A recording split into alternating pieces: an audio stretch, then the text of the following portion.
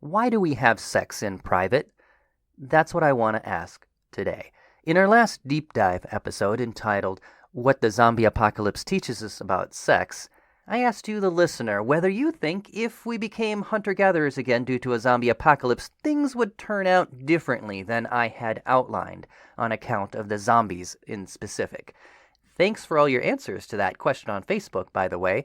Now, here's one possible answer that I came up with that has to do with our species' peculiar penchant for privacy when we get our groove on. That's what we're talking about today. I'm BT Newberg, and this is the History of Sex Short Shorts. And now the Royal Team singing their big record, Short, Short, Short.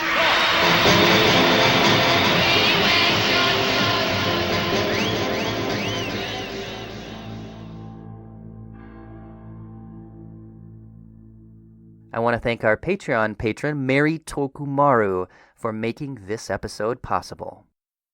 Why do we have sex in private? I mean, to me it seems a little weird. You would think it's quite a risk to leave the safety of the group to engage in an act that leaves you unable to defend yourself while you're doing it, right? Is it just me? Does it seem kind of weird? And yet, most societies all over the world, including hunter-gatherer ones, seek privacy for mating. I mean, I realize there are exhibitionists in every society, and that some societies do have traditions of ritualized group sex or public sex even. But by and large, even in those same societies, the majority of people seem to seek seclusion when they make the two-humped beast. Anthropologist Donald Brown includes an offhanded comment to this effect in his book, Human Universals.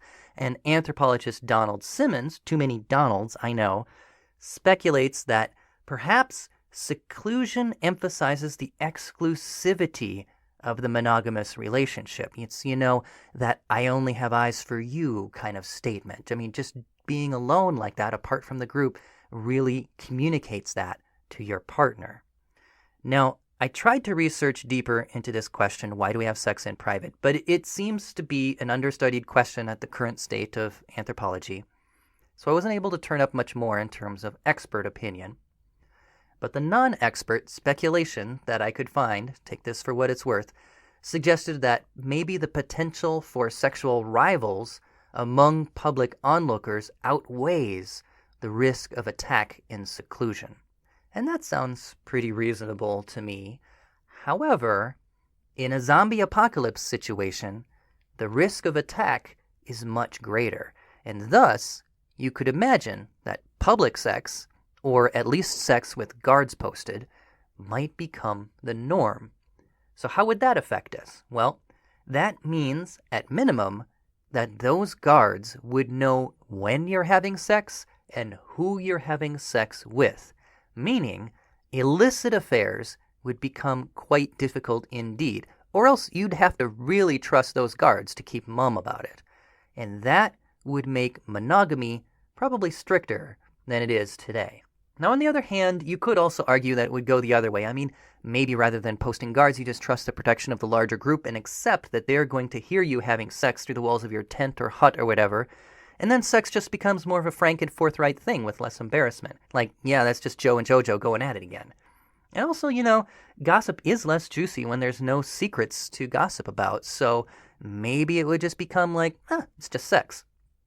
But even in that scenario, I still think that the public knowledge of who you're sleeping with would still exert some control.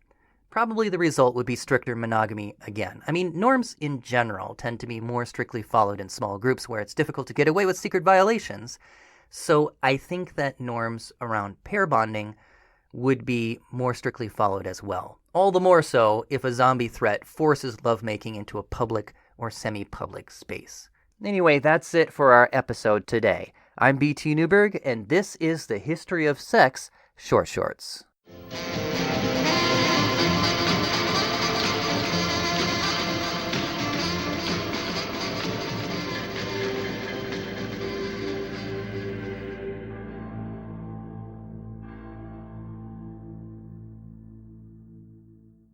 Podcast theme music mixed from tracks by Kevin MacLeod and Short Shorts by the Royal Teens. For additional credits, references, pics, and more, see our website at www.historyofsexpod.com.